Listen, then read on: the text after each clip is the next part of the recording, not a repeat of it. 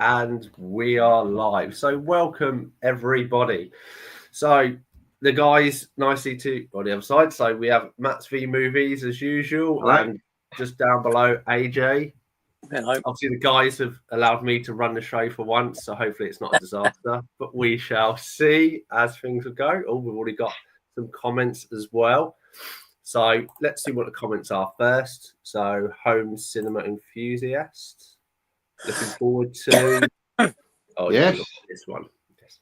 Yeah, if nice. you ever want to come on a live stream, you're more than welcome. Yeah. Cinema. No, I know absolutely. you're over in Australia, but we can work something out. If you want to join the live stream, you're always welcome. That's right. We ain't had anyone from down under on before. We have. Yep. No, absolutely. Yeah. That's cool. Okay. But it's nice. It's nice to have someone else running it because we just sit back and enjoy relax. I'm doing my best to try and organise it. We ain't got to do anything. We'll see how we will go.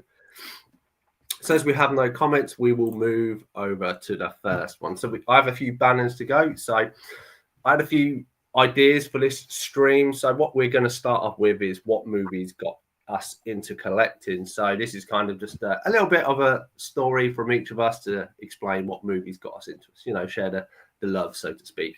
Does anybody want to go first? Yeah. I mean, I can go if you want, because I have a bit of a story to tell all those years ago. Regale us with this story of woe. Yeah. Yeah. So, okay. So we're going back to the 1990s, the days of VHS. And we have for those not in the UK, we have a store called W.H. Smith. That is a stationery store. Can I just interject? Yes. It's an overly priced stationery store. Yeah. There you go. That's it. That's all I want to say. Yeah. So largely they sell magazines, pens, paper, folders, all this kind of stuff. But very much back in the day, they did used to sell media. Up until probably about. Do they still sell media? I think they do. I think W.H. Smith still has a small media section. I know it did up to. I know. About a year ago they did. Certainly not. I ever looked at it because it was overpriced in comparison to everywhere else. But yeah, go on. Sorry. So was that DVD or Blu-ray or? Like I said, I used to queue up at the post office. I'd see the section in the distance, but I never paid any attention or went over to it. But I know that they still had. So I didn't know DVD or Blu-ray. I honestly don't know. No. Okay, well, but yeah, so back in the 90s, they obviously used to stock VHS. They did have a VHS section. And where I used to live, the local town, I always used to go in there, mainly to look at the magazines and this kind of thing. And I went over to the sort of media part of the store where they would sell the VHS. And this particular time, and I guess I would have been about 19, possibly 20 at this point, where I just started working, so I had a little bit of cash, but not a huge amount.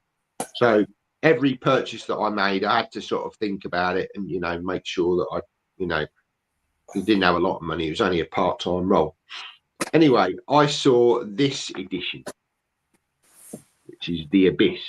So this is a VHS collector's edition. Now, this was at a time when you used to get collector's editions. They were quite rare. They didn't do many of these at all back in the day. And this particular one was limited to 5,000 copies, which is quite limited back in those days because, as we've said, AJ, a lot of this stuff was 50,000 copies, wasn't it? I'd say it was more than that. I mean, I've got some Blu-ray editions that are limited to 50,000 and 30,000. So that goes to show. So 5,000 of them would have been quite limited. pretty limited. Okay, so, and strangely enough, I mean, well, let's just go back a sec, because I went into the store, I saw this, and I was really like, oh wow, that looks really cool. And I decided not to buy it straight away. There was only one copy on the shelf, and I thought, right, I'll go away, have a think about it, and then come back. And I sort of spent about, I don't know, 20, 30 minutes sort of wandering around, just sort of mulling it over in my head. Could I afford to buy this? And I thought, yeah, I'm going to go back and get it. Went back and it had gone. Absolutely gone. And that was kind of the thing that started me on my collector's journey, because it was a special edition, which I do love the special editions. Yeah, it was kind of like, right, from now on, if you see something, if you've got the money to get it, don't hesitate.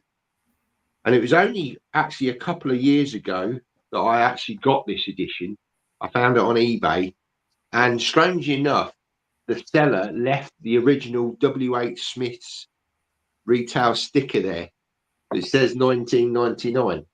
And I don't usually leave stickers on things, but I felt that was kind of like almost sort of fate, I suppose, that it came from WH Smith's, and could this be the copy that was on those shelves many, many years ago? Oh, I Probably suppose not, but you've got a 1 in 5,000 chance. exactly. Exactly. So that kind of got me into the collecting side of things. And like I say, in the VHS days, there wasn't that many of these collector's editions about. It was mainly the standard vanilla cases, you know. But yeah, then I went on to DVD. I did pick The Abyss up on DVD. And then Blu-ray, and now obviously 4K. So yeah, that was my little story about how I got into collecting. Cool, that's good. We've got some comments. I'm just going to interject before the next person goes. So Home Cinema did come back, and obviously called cheers for us, Brummy and Oz. Yep. And also seems he did shop at WH Smith and Woolworths for VHSs. So he turned I'm around guessing you're maybe a similar age to AJ and myself. Shall we say 40 plus? Or in my case, 50 plus. That's being conservative on his age there. Yeah. Although you'll be soon joining me, won't you, AJ? Are you 50 this year? No, I'm not. Oh. That's next year. Oh, right. Okay. I think I'll do the math. Cool. And before we go into his choice, we'll sit down. So we've also got Mike from Did You See That joined us. Hi, Mike. Congratulations on your marriage. Yeah. Yes. Yeah. With your DeLorean there as well. Yeah. Yeah. Went the full hog. I just had a photoshopped one in mine, so, and then he just put, hope you're doing well. Did you see that? Mike says, "Here, Chris, hold my beer." Yeah. Cool. Also, he's done a smiley face to one of the comments, and then he has put his choice in there is Raiders of the Lost Ark. That's the first one for him. But on VHS, I imagine. Yeah. Well, it'd be 80s, wouldn't it? So I'd imagine that. Or I don't know. I suppose if he's collecting in the 90s, that's how it started. In. I do have the 3-film collector's edition on VHS, which the spines make up the face of Indiana Jones, and there's a 4th. Yeah, the 4th disc. Yeah, VHS tape. They're in cardboard sleeves. Yes. Like the American style cardboard sleeves. Yeah. Yeah, I used to have that myself. Yeah, I've still got it. Yeah. Cool. Do you want to go next, AJ, or you want to? Yeah, well, I got Matt's got one. I've got like 5 things. I've got 5 items here. That's fine. I say I've got one, but obviously I've got other ones to share for later on. So that's okay. All right, so I'll start. So, all right, so for me, it was in the 1980s. I was young, and this was so. I got two older brothers. We had a mate, or my brothers had a mate who older than me, who was also a mate of mine, or became, so to speak. And he ran a video store, or he worked in a video store that we'd frequent, and used to get all the pirates and that sort of a thing. But at a very young age, you know, I used to go trotting off shopping with my mum at weekends down into Peckham, where most certainly I wouldn't venture now. Not if I want to keep my life. And there was a Woolworths down there, and yeah, and so every now and then she'd buy me a film, you know, or a VHS tape. So my earliest memories, I've got two items. Not that I've got them here. I've got upgraded versions of them. I ain't got them on VHS anymore. So my earliest memories of VHS tape picking up, the first one was this. Oh yeah, I remember that. Yeah, Dempsey the pilot episode of Dempsey and Makepeace on VHS. Are you aware of this show, Chris? No, never even heard of it. Okay, so it's from the 80s. Obviously, it was on LWT at the time. It stars Glynis Barber, who she was in Blake Seven and stuff like that. And is his name Michael Brandon there, who's an American actor. These two are actually still married in real life. Yeah. They're they're still going strong, and they met on this. And it's basically he's an American cop in London, and she's his partner. Now the thing with this show is that it was very much filmed in South London. There's filming locations that I'm very aware of. They filmed at the end of my road. They filmed the house that was hers in it, the exterior. I know where that was. It weren't far away. It was like a quarter of a mile away from me, this big house. It was. And I even got to meet her as well during filming, and had a signed photo of her when I was a young lad. I was in primary school at that age. So I was very much into this show at the time. It ran for 3 seasons. I picked up I picked up this. So, you know, obviously I've got another one. I'll talk about the other one now as well. The other thing, the other earliest memory. But I've tried to sort of keep it away from, you know, you had your big films, you had your Jaws, you had Back to the Futures, you had, you know, your Star Warses and all this sort of thing. I could, you know, easily, but I wanted to go more obscure with some of this sort of a thing. So the other earliest memories I have, and this is just my current DVD editions of it, is Transformers. I'll quickly just show this edition because it comes in a lovely tin like so, although there's a dent there. Never seen that. Comes in a tin, open it up. I don't know where I got this from, years ago. You get like a key ring in it, with a foam thing to protect it. You get film, you get a couple of sort of celly type things, you know, clear, see through them sort of thing, like so. 2 of them in there, and you get your little, you know, episode listing booklet. So this is all like the Generation 1. It even includes the film in there as well. The film is in it as where it would logically sit. So anyway, but no, that was just the edition. That's that edition. So back in the day on VHS, you would get, like, you had the Arrival from Cybertron VHS, which is another earliest memory of mine, the Transformers pilot episodes film version. There was one called the Desertion of the Dinobots, I believe, which was stuck together on a VHS. And there was one, I can't remember the title of the story, where they returned to Cybertron. You had Orion Pax and all that stuff in it. So I have these early memories of the VHSs having the VHSs of them. So that combined with, you know, this growing up with film anyway, being a big part of things, and it sort of just snowballed from there. Obviously, I did get a job at a very young age, which was I was about 11 when I first got my first job, which was I went for a paid around job, okay, when I was young, and I lasted one day.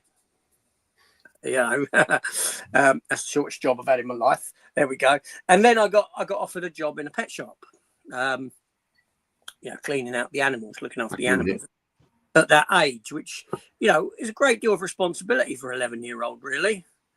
You know, I had to clean out the rabbits, the guinea pigs, the hamsters, the gerbils, the mice, the birds, you know, that sort of thing. And this was daily. So that gave me a little bit of money, and I'd do it after school. I'd come home from school, I'd go down there for an hour and a half every day, a bit more on a Saturday. I even went in on a Sunday. But this job even had me going in on, you know, Easter Sunday, Christmas Day. I was down there for a couple of hours because the animals needed feeding, they needed cleaning out, so it was like a real good responsibility for a job, and that gave me a little bit of money that helped with my collecting. But that's where it ultimately begun. But I've got some others that we can talk about in a bit that I picked up along the way that solidified that collecting. You know, there's films, lesser known films that, you know, that contributed to that sort of love of film. But my earliest memories of picking up were like Dempsey and Makepeace and the Transformers VHS, some of the Transformer VHSs. Yeah, that's cool. So Home Entertainment likes Dempsey and Makepeace as well, so you're not alone there. It was good. It was. I do have all 3 seasons on. It's from Network. Those releases are from the Punk Network. But yeah, a long time ago. Yeah, I remember watching that. London Weekend Television, wasn't it? Yep. Good old WC. Yeah. Yeah, I remember all that. But yeah, they're still good. Like I said, when I was on Instagram, because I've removed Instagram from my phones now, all that stuff. Old Glynis Barber still, you know, she puts up photos every now and then of her and him, and yeah, she still looks good for her age, doesn't she? I mean, he's looking a bit sort of old now, but she still looks really. I mean, I guess women dye their hair and all the rest of it, but you know, she still looks quite not that much different to what she did back then. No, I think, to be fair, I think he's aged gracefully, so to speak. I don't think he's you know, a bad-looking geezer, if you know what I mean. Not that I'm, But when you look at her, someone, yeah, they've aged nicely or not. Do you know what I mean? Yeah, I was quite surprised at how, you know, I mean, and she's, I don't know, they must be in their 70s now. Yeah, she's very attractive, and I just got, I did pre-order it. They have a couple of days ago. They did announce the 2nd season of Blake 7 to Blu-ray. With the updated special effects and all that sort of stuff. So Glynis Barber, I think it was season 2 where she came into it. She weren't in season 1. I think it's season 2 where she comes in. Yeah, because wasn't it season 2 that they changed the ship because the Liberator gets destroyed, doesn't it? I believe so. Yeah, can't remember where. They have that other ship. Was it the Scorpion? You're going back so long now. Yeah. You know, a lot of names. You know, Babylon 5. I think it might be the Scorpion or something like that. My head. You know, the Agamemnon, that was from Babylon 5. Yeah. There's so many names in my head. But anyway, never watched that. Great show. Cool. That looks like it's my turn now. So mine is a little different. So obviously, people who are just watching, obviously, I was born in '82, so I'm a little bit younger than my other 2 guests. Yeah, not really. You're not that much younger than me, Chris. And 7 years, ain't it? So yeah, but look at you. You look like a baby. You know, I was 10 when you were born. Matt's got a head of hair, which is great. I still wonder if it's a wig, but there we go. Yeah, I look weathered. I started to look weathered, you know. Yeah, my hairline went. No, my hair's very thin, so that's why I have it all stuck up, so you can't see it. I can't even do that. Yeah. The thing is, Chris, is you're quite tall, so even if it was thin, most people are not tall than you to look down and see it anyway. Yeah. So there you go. They need a ladder. They set the wife when I'm asleep.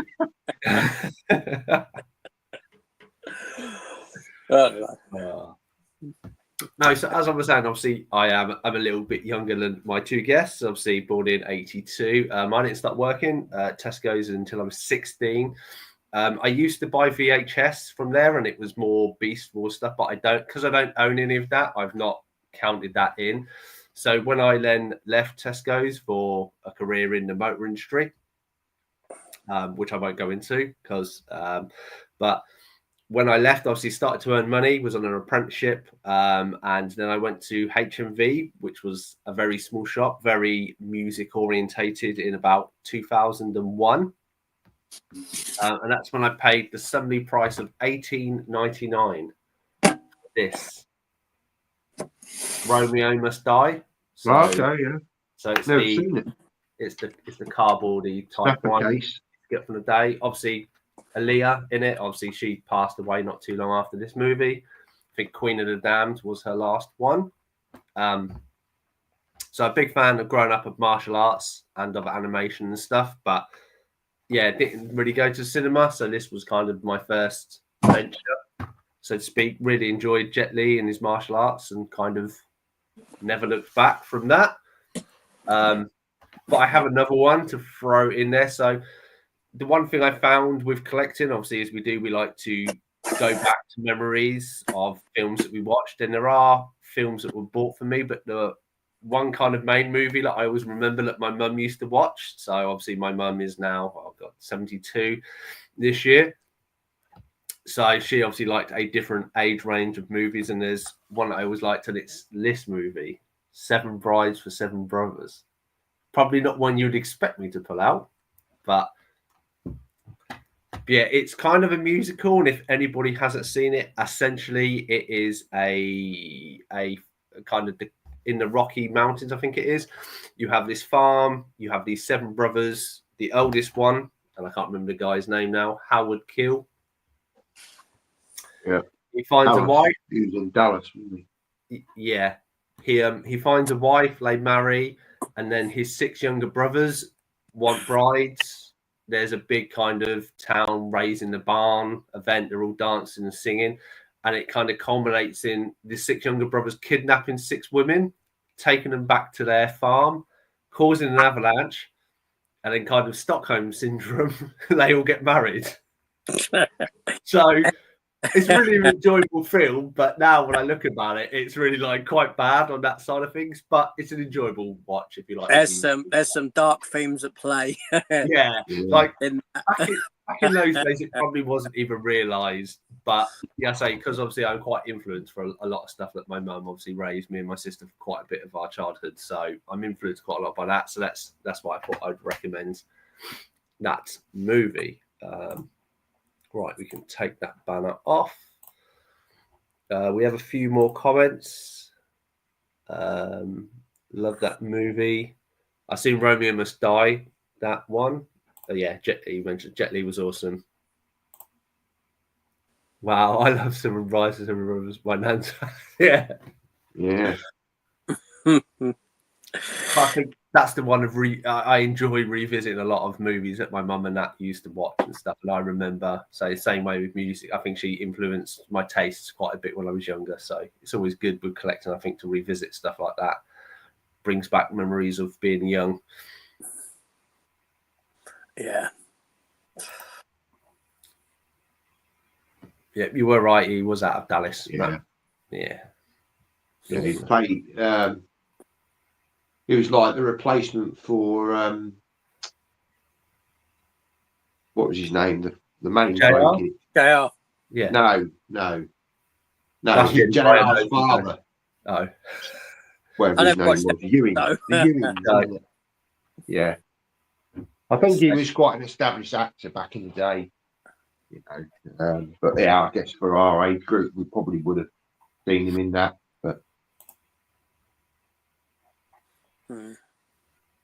Cool. Okay, I've got a few other subjects we can go on about. So probably should we do a bit of news, mix it up before we go into it? Yeah.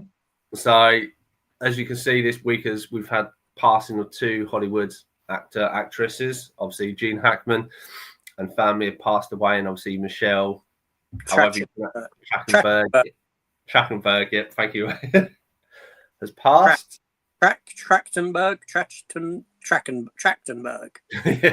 Yeah. Michelle T. Yeah. So I mean, she was 39, but he was 95. I want to say Gene Hackman. I think. Yeah, he was. Yeah. I read a report on BBC. I think it was yesterday or the day before, that apparently he'd been found in the kitchen.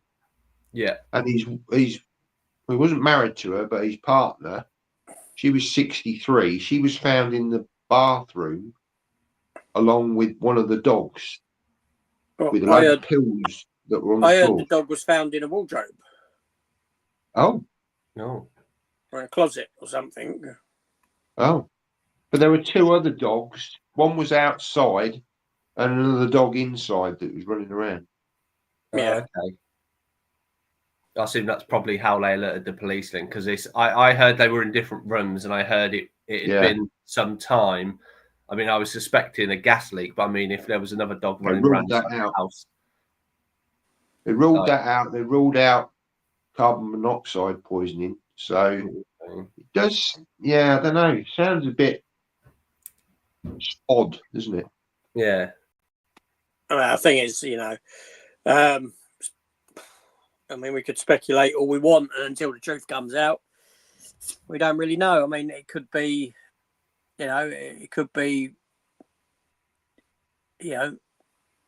he have died and she was so cut up about it, she went and took an overdose, killed herself? The dog bit, I don't know. It's all I don't normally speculate much. It's the way it is, isn't it? And we find out when we find out. Mm-hmm. But it's sad. I mean, of course it's sad, but yeah, let's be fair. Gene Hackman himself, it's the circumstances behind this one that's the more the intrigue than anything else. Because Gene Hackman, he's 95. He's had a good life. He's at the end of that life by age. He's left a legacy. So it's not so much the actual passing of Gene Hackman that's that was going to happen. That's like anyone that age ain't got much longer left. It's more the circumstances involved. That opened up the He looked a shell of himself as well. I mean, it didn't look like the same guy. He's very, very gaunt looking. It didn't. If he'd have sort of just put up a photograph straight away, you wouldn't really recognise him. No, I've seen photos of him out and about in his old age. Yeah, he looked very, very, very, very frail. But you would be at that age, isn't it? That's age. Exactly. I mean, he's badly. I don't know. I think there was underlying health conditions with him, and I think that's why he stepped away. He stepped away from film back in the day when he did. And I think he focused on writing at that point, if I'm not mistaken. He wrote a couple of books. And I think that was due to health that he stepped away from the acting side of things. Yeah. You've got a favourite Gene Hackman movie? Put you on the spot here. Well, yeah, of course I have. Superman the movie, isn't it? So he's your Lex Luthor then. Say anything but he is Lex Luthor. It's one of my favourite films. But other Gene Hackman roles that come to mind that are great, French Connection, Unforgiven, The Quick and the Dead, the Poseidon Adventure. The Poseidon Adventure. That was really he played a priest in that, didn't he? Yeah. Yeah. Struggling with his faith. Gene Hackman, he's got that's what I'm saying. He's left this legacy behind him. It's a great. He was great. He was great back in the day. all right, his Lex Luthor isn't comic accurate or anything, but he was great. You know, Yeah. great. There's a great element of humour to his Lex Luthor as well. A great sort of tongue-in-cheek kind of, you know, he was solid. He was solid. But I'd have to say Superman because, you know, Superman's probably a top 10 film of mine. Yeah. And he was in Superman 2 as well. I mean, his performance in Superman 4 wasn't great, was it? But then again, that was just the troubled production and, you know, everyone in that.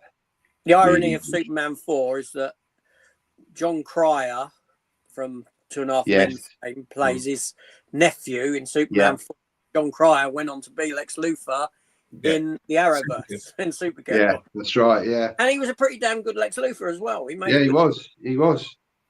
You know, we went from Lex's nephew to Lex himself. Yeah. Yeah. Would you say that's your favourite movie as well of his, Matt? Yeah. I grew up with him as Lex Luthor, but I mean, yeah, he was in some fantastic films. Wasn't he in Crimson Tide as well? That was a submarine film. Denzel Washington, wasn't he in that? I want to say yeah. Oh yeah, I think so. I ain't seen that for ages. I've got it, but I've not watched that. Yeah, I'm going to say I thought that'd be one that you'd love, AJ, with your submarine film. That totally bypassed me. That passed me by. There we go. I think he was in The Firm as well, wasn't he, with Tom Cruise? They were playing lawyers, or was it lawyers, or I forget now. But I think he was pretty good in that. Yeah, he's made countless films. Like I say, a very strong character actor. Very, very, whatever he did, he was, you know, he got an Oscar, didn't he? Did he get an Oscar for Unforgiven? Was it Unforgiven? Can't remember. I'll have to look it up. I don't really pay too much information, too much in the way of Oscars. I don't really.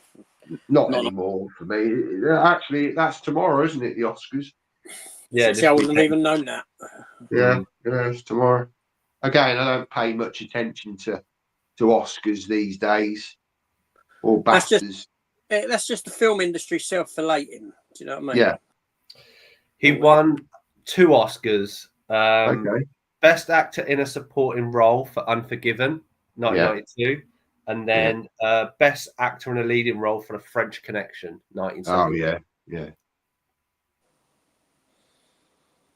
Yeah, that was the film that they Disney edited, didn't they? Yeah. Yeah, for racism, which was a fundamental part of the character. You know, well, it was at that time, you know. Can't erase it's you know what I mean. It's like you know, it's the equivalent. It's like me writing. You know, you write a film. You got a character in it that is racist. That's his, or has got racial undertones. Has got, you know, issues, shall we say? And then years later, you want to cut out all the bits about that character being a racist. That's the character. Yeah. That's the character. It's not saying anything. It's the character that you've written. It's that sort of stuff. Do you know what I mean? Well, you should never erase history because, you know, you're not being you're never racist. going to move forward, are you? But you're not being racist in that sense. That's the character. Yeah. You're saying that it's good, and you're not giving a you know, a thumbs up to it. Like, it's the character. That's the character. The character's flawed. The character's do you know what I'm saying? But there we go. So anyway, Michelle Trachtenberg as well. Yeah. Well, I say that obviously home entertainment, home cinema, enthusiasts has only been a state as well, which I think was one of his late. He did 101 movies. And funny enough, my favourite one's his second to last one he ever did, which was Runaway Jury. Okay. Well, if you remember that from John Cusack. Yeah. Which I didn't realise he stopped acting in 2004, is it? I think, yeah. With Welcome to Moose Point, which isn't his greatest movie, but it is what it is. But yeah, as AJ said, on to Michelle, however you pronounce her name. Trachtenberg, I suppose. I'll just keep out of this one because I didn't really follow Buffy the Vampire Slayer. So to me, I don't really know who she is, if I'm honest. So I'll just sit and listen. What is there to say other than Buffy? Yeah, That's where I know her from. I think that's where most people would know her from. Buffy the Vampire Slayer. Yeah. Supposedly she was in Gossip Girl as well. I think she was Harriet the Spy before, I think, Buffy. Yeah. And obviously she is the person that has kind of been linked to the whole Josh Whedon issues. If you do know, obviously, all about him being cancelled and something. There's a lot of speculations, I would say, because I don't know if anything's been confirmed. But yeah, 39 is a bit of a sad age to go. That's young. That's very young. Yeah. When you see pictures, he does look very gaunt. If that's the right word. Yeah, I know that there was speculation as to whether she'd had facial surgery, plastic surgery and stuff like that. But she did look. Yeah, she did. Yeah, from what I've read and seen, actually, it seems that she had obviously alcohol abuse or was an alcoholic and then had a liver transplant quite recently is the rumor. Obviously, I don't know how much of that, and obviously this could all be complications from that surgery, which would kind of make sense. If obviously your liver's shutting down, it probably would cause a lot of issues with you. Yeah, actually, I am listening. I'm just behind the camera. That's all right. I'll be directing AJ. Is it? I don't know if you made it onto the camera zooming in again. Yeah. Where's AJ? No, I was looking. I was looking to see if she actually made it onto the cover of any Buffy box set. So her first cover appearance on Buffy was season 5. So your camera's moving in and out, AJ. You need to do the Mr. Fantastic arm coming out. The old camera. Okay.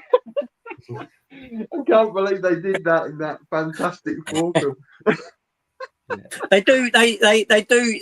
They do use like stretchy. They do bits like that, and then they use stretchy, just like fake stretchy arms. The best bit is at the end when Sue and Reed get married. That they're and they're driving away, and there's like an arm, a really long arm poking out of the car, which is a bit sort of wavy like that, with a hand on top, and obviously someone there with a stick going like that, with this big arm going. But anyway, So sorry, getting off topic. Because Buffy didn't have a sister at first. No, she was wished into existence, kind of. Yeah, and she came out of it was like but she was quite a good character in it. Yeah, Inspector Gadget, of course. Yeah, that's what it says. And then obviously, Mike has said or Phil Collins, but I'm not quite sure what that is in regard to. Yeah, you need because he said that came after Enemy of the State, so I'm not sure if Phil Collins. You have to give us a bit of elaborate. Elaborate on that one. But yeah, sad. She was young. Yeah. Whereas Gene Hackman, you can say, okay, you've lived a life. Yeah. Right. Okay. Like I said, it could be shocking how it ended for him, but that's where the intrigue comes. How that end happened, but he lived a life, and he's got a legacy, and she's young. Yeah. Even his partner at 63. That's still fairly young. Yeah, that's right. And this is where it opens up to that sort of speculation of, was it like a sort of, because when it was first announced, you're thinking, okay, maybe it was like a joint suicide thing, or maybe he's passed and she's topped herself. Maybe she died first and he. So I don't. Do you know what I mean? You didn't know until things start coming out. Is what I'm saying. Oh, right. Okay, that's a bit. See, I know that's dark as well. I know. I was going to say that's dark. It's like let's have a poll and put money in and see who's the next celeb to die. My money's on Bruce Willis. I reckon it'll be some unknown. I suspect it'll be, or someone that's been in something. No, I'm joking, but I do. Every time I hear Bruce Willis has got worse, and now they've said that I think Bruce Willis can't communicate at all now. Really? Yeah, I just see. I don't know. I just feel that Bruce Willis won't. Yeah, I don't know. Very sad. Very sad.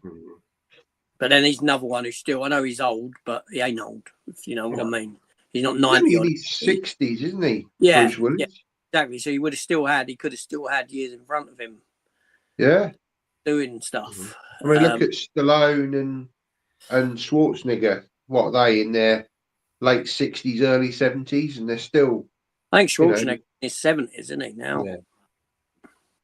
I tell you what, I found out last night that I didn't realise. You know, Chris Pratt, who's Guardians of the Galaxy. Oh, what? His father-in-law is Schwarzenegger. Yeah, right. I didn't know that. Did you not? Yeah, I know. No, Chris Pratt was on. There's a TV show called The Graham Norton Show on BBC One, chat show, and I usually watch it on a Friday night. And he was on there, and he plays chess with him. So I didn't know that. I didn't know that he was married to his daughter. They've got 4 kids apparently. Just had another one. Mm. Does he play chess with him? And he's like, Arnie, what color do you want to be? And he goes, I'll be black. He's supposed to be a very good chess player as well, apparently. Yeah. Yeah. Yeah. Anyway, yeah. No, yeah, I knew that. Chris Pratt was married to Anna Faris. Was it Anna Faris? Yeah, Anna Faris first. I don't know her name. Yeah, and then they divorced. Yeah, the comedian girl from Scary Movie and stuff. Yeah. Cool. Yeah. Shall we switch subject? Let's try and lighten the load. So, should we go back to what movies have we loved over the years? So, I know AJ, you had a few more. If you want to. Well, okay. Well, this goes. Some of these go back to like that early days. One of these, I'm going to show this. Now, this isn't movies I've loved over the years. This is a movie, one of the ones that I'd have shown back with Transformers and that, right? From those early days of VHS. And it was only a couple of years ago I realised and found out that this had been put to Blu-ray. I don't think I had it on DVD. So I had it on VHS. Matt's vanished. I looked up and Matt's gone. So anyway, animated film. Star Chaser, The Legend of Orin from 1985 with a lenticular. So this is... Chris is intrigued now because he likes animation, right? So yeah, this is a film from 1985, that sort of era. It's very much. I'll just read you the back. I'll read you the back and see if it sounds like anything, right? So deep within a subterranean mind world, a tribe of humans forced into a grim life of servitude by malevolent overlord Zygon knows nothing of the surface world or of hope, until a brave young boy named Orin discovers a sword with mysterious powers that only he can unlock. After escaping the mind world with his weapon, Orin teams with rogue smuggler Dag, a beautiful princess, and some trusty robots okay, on an intergalactic mission to free his enslaved people and defeat Zygon. So you got a young boy with a sword, a smuggler dude, a princess, and a couple of robots. Have no idea where they got that idea from. I don't know. It's some, I don't know, obviously very original. But that was another one of those animated films from that era that got me into collect. And it's a good film. It's, you know what I mean? It's not a bad film at all. And when I realised that I could actually import a version of it, that had been put to Blu-ray, and I never had, the DVD of it. I was like, no, it's a proper official US release of it, region 3 as well. Nice. With a lenticular. I've never heard of that. Never heard lenticular slip. Yeah. I mean, it's one of the films that's now gone into obscurity. You know, in the consciousness. Even to me, it was like, you know, I was just searching. I didn't search for this film. I was just searching whatever I was searching, and there was like this. I was like, oh, bloody hell. Bloody hell, I loved that as a kid. Do you know what I mean? Yeah. And then I'll just do one more. And I did watch this the other day. And the reason I say I'll do it quickly now is because it kind of links with that. And obviously, its inspiration is thingy. Battle Beyond the Stars. Oh, yeah. So, yeah, I watched this the other day. Steelbook I got of it from America. Yeah, it's nice though. That's Scream Factory or Shout Factory. No, it is. Yeah, it's Scream. Yeah, Scream Factory. Oh, really. Scream Factory. Yeah. And yeah, I watched it the other day.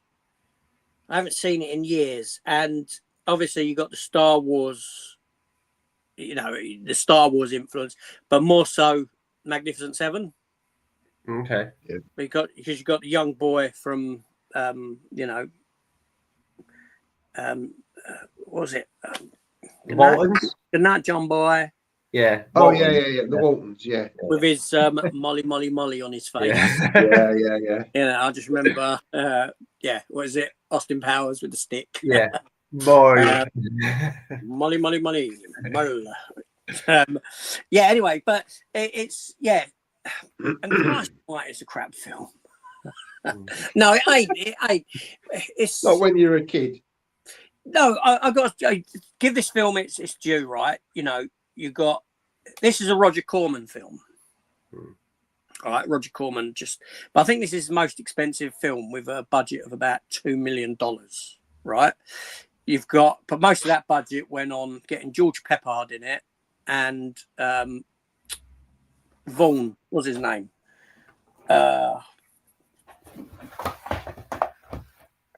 Robert Vaughn. Oh, yeah. Robert Vaughn. Yeah, he's in it as well. He ain't in it a lot, but he's in it, and he's almost got top billing.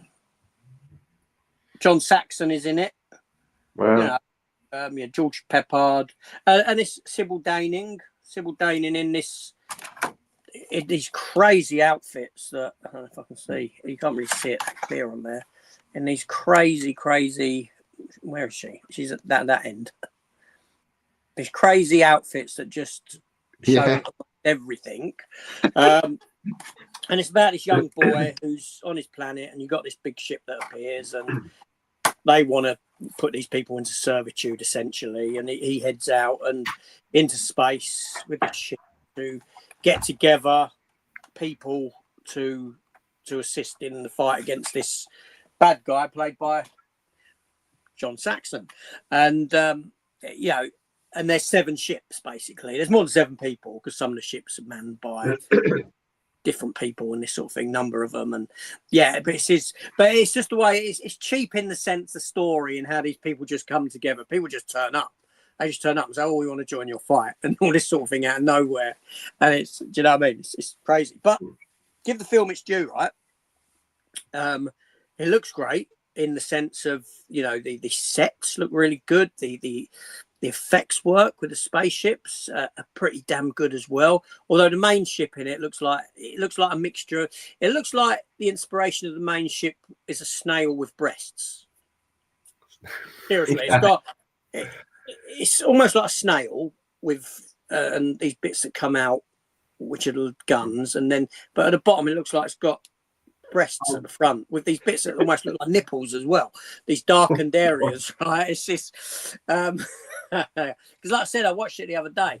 I know I sent you a clip from it with because you've got oh bloody hell, the geezer who done Star Wars 2. You know, the guy who does, you know, the composer who's passed away. John Williams. No, Aliens and James Horner. James Horner has done the soundtrack to this, right?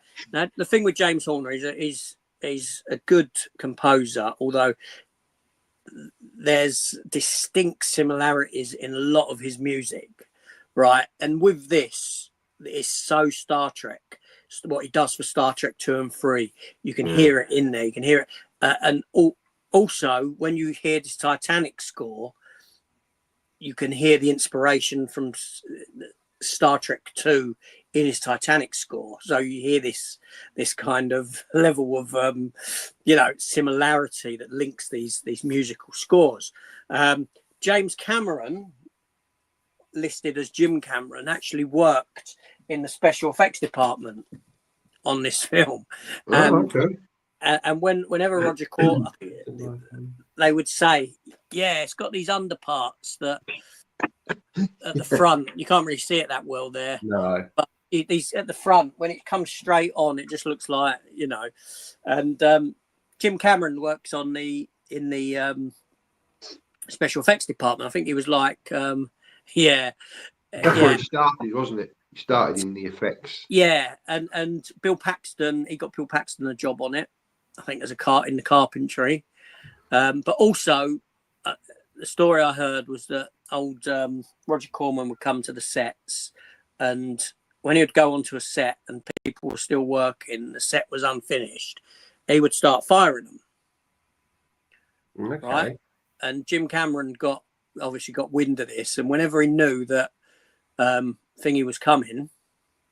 Corman was coming, if the set wasn't finished being built, he would pull everyone off of the set anyway and out of sight, and Corman wouldn't even know that the set hadn't been finished and was happy with what he saw. But if people were still there working, then there would be like yeah. Oh, and you know what I mean? It's a good bad film. It's a good bad film. Okay. Like I said, the ships look good. The some of the effects are pretty damn good in it for the cost. Okay, they use scenes over and over. Ships coming towards the cameras. We'll use that again and things like that. And you will see, if you've seen a lot of other Roger Corman stuff, you see that he does use shots from this film in other films as well. Do you know what I mean? When you watch other films of his, you'll say, "Oh, that was your shot from in Battle Beyond the Stars." That was, Yeah. But yeah, it's a good film with a great soundtrack, and yeah. There we go. No, it's cool. Mike did add another comment onto the previous conversation, unfortunately. Just say about Bruce Willis. Obviously, it was a shame he didn't have a big movie to kind of end his career. I mean, yeah, it is. We all know that. I mean, a lot of people were me included. A lot of people were very critical of Bruce Willis's latter career choices, shall we say? And he was rubbish in the films that he was in, right? Yeah. But now we know why, because there was a long period of time where he wasn't very well and he was struggling with lines and all this sort of a thing, which obviously contributed to him not doing. There was one film I saw, and I think he was a copper doubled with Luke Wilson. And all he'd done in this film was, it was like everything Luke Wilson said, he would then follow up with pretty much exactly the same lines. He would reiterate what was being said by Luke Wilson. It was like he didn't have lines of his own. It was bizarre. It was bizarre. But we know why. And he wouldn't have, he wouldn't have been able to finish up with a big final movie, unfortunately. He wouldn't have been able to do it because he couldn't do it. He couldn't. He was just trying to earn as much money as he could because he kind of knew that this was going to be happening, and obviously wanted to support his family as best he could. Well, I mean, we know that in, I think it was Expendables 3, he didn't come back in Expendables 3, and there was all that hoo-ha between him and Sylvester Stallone at the time, and Sylvester Stallone was saying, he's greedy, he was asking for too much money to do it and all that sort of a thing. And in hindsight, at the time you're thinking, okay, but in hindsight, what I like to believe in my head is that Bruce Willis was unwell then, and Bruce Willis was asking for the amount of money that he was asking for, so they didn't get him in the film. Could be. You know what I mean? He wanted to price himself out of them wanting him in it. Yeah. I'm pretty sure they'd have wanted more from him in that film than what he would have been able to deliver. Yeah, very possible. You know, it's clear for a long time that he's, you know, a lot longer than what we know. He was suffering and had issues. It's sad because I love Bruce Willis. Yeah. You know, Die Hard is a top 10 film of mine, would be, if I'd done a top 10 list. I grew up with Bruce Willis from Moonlighting onwards. Moonlighting's another one where I had a VHS, the pilot on VHS, back in that sort of era of this stuff. And from then, Bruce Willis was just, you know, whenever a Bruce Willis film came out, I was there for it to support it, whether I could go cinema or not. You know, Die Hard I couldn't, but I remember when Die Hard 2 finally came, and I was so excited seeing in the paper when I saw the black and white image photo poster in the paper, and it had 15 written there. I could go and see it. Look who's talking. He was the voice of the baby. Yeah. Do you remember that? Yeah. You know, it's sad for him. You know, great. Yeah. But I think now we know. Sorry? As I say, I said, but because we know, I think he's, as you rightly said, he's got so many good movies at the beginning of his career that I think that's what probably will shine out over time. The little ones. Yeah. You always remember him for. Well, he'll always be remembered for Die Hard, won't he? That's his main film that defined his career, really. I mean, I do remember watching Moonlight, and he was quite good at comedy, wasn't he? He didn't really do any comedy after that. He had great comic timing. Yeah, it's a shame that he didn't do more comedy films, really. You know, like I said, that, you know, I just mentioned as Hudson Hawk. I loved Hudson Hawk. Everyone hated Hudson Hawk because I watched that last year, and I found it very corny. I'd seen it years ago, and I picked it up on one of them special deals. But yeah, I just didn't. I watched it. Yeah, I remember you didn't. You weren't in. Yeah, I remember when I was. You know, it made some odd. There were some odd choices in there. I think Andy McDowell impersonating a dolphin is like. When I see that scene, I just feel really embarrassed for her. I feel embarrassed be watching it at that moment.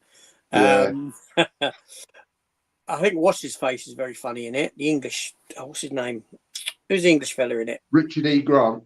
Yeah, I think he's great in it.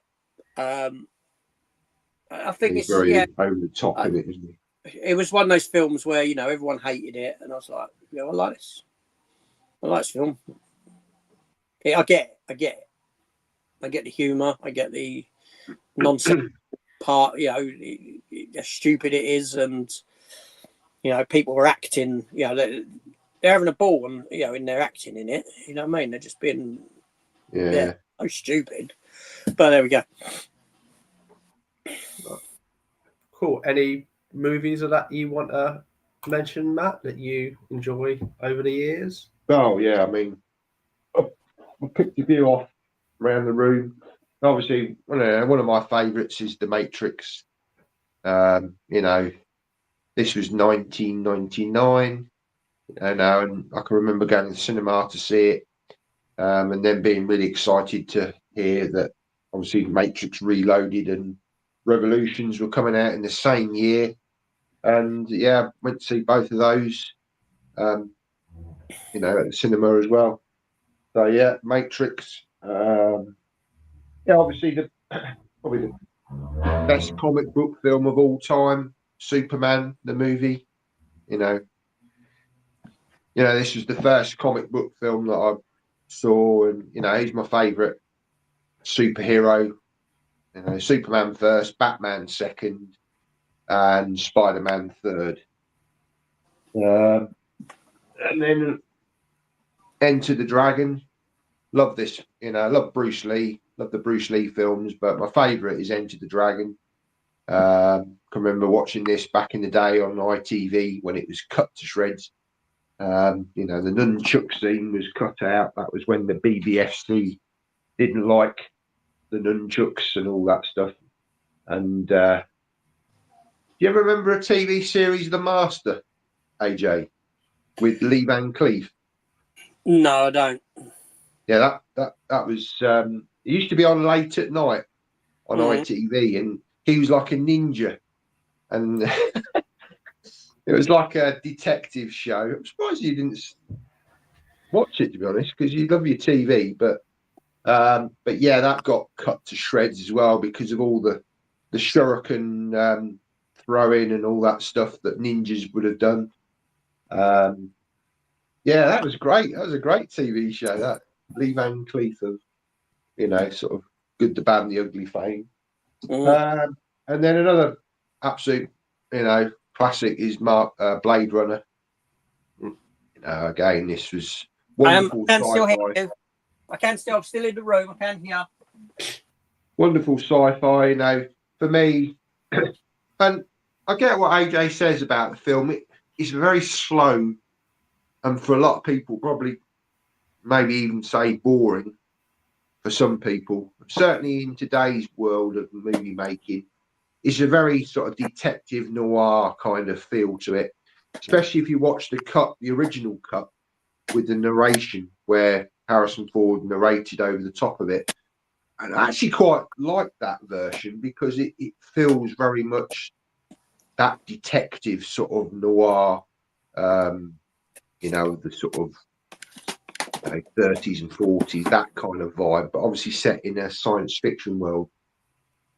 But, you know, I mean, I love Blade Runner 2049. You know, it's a fantastic follow-up film to it, and obviously you prefer that film, don't you, over the original Blade Runner? Yeah, I do, yeah.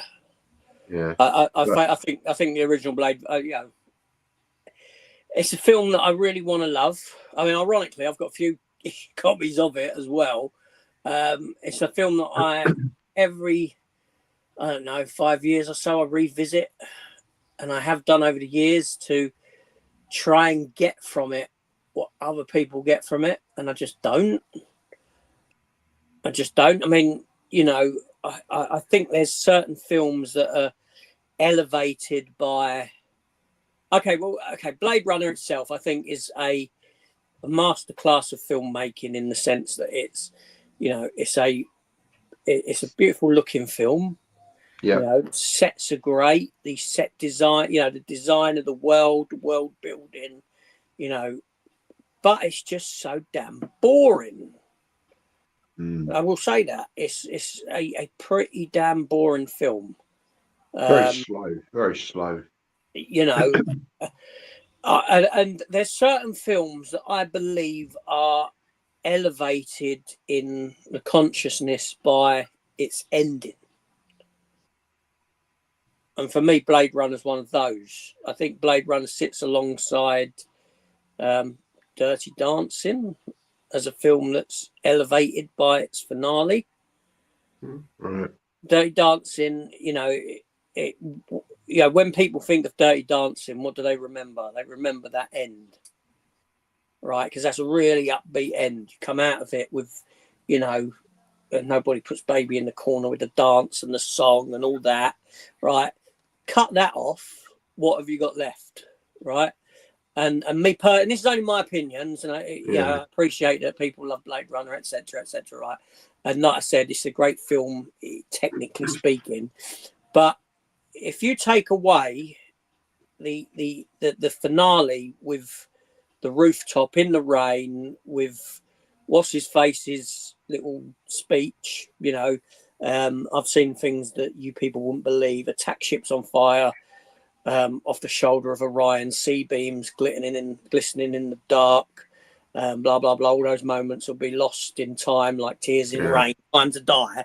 Which I know most of that off the top of my head. If you take that away, that scene away, and you replace it with just some random action, you know,